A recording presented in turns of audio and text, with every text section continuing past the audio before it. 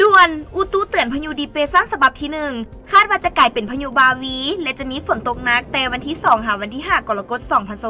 2026วันที่1กรกฎาคม2026กรมอุตุนิยมและอุทกศาสตร์แจ้งเตือนพายุดีเปรสชั่นว่า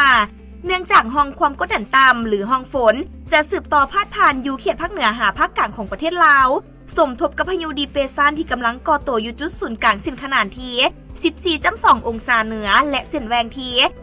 117.9 องศาตะวันออกกำลังเคลื่อนที่ไปทางทิศตะวันตกเฉียงเหนือด้วยความไว30 กิโลเมตรต่อชั่วโมงและคาดว่าในตอนบ่ายของวันที่2กรกฎาคม2026พายุหัวนี้จะมีกำลังแรงเพิ่มขึ้นกลายเป็นพายุหมุนเขตฮ้อนบาวีหัวที่9ประจำปี2026และจะสืบต่อเคลื่อนที่ไปทางเขตทะเลจีนใต้ตอนกลางสมทบกับลมมรสุมตะวันตกเฉียงใต้ที่มีกำลังแรงปานกลางพัดปกคลุมเป็นส่วนใหญ่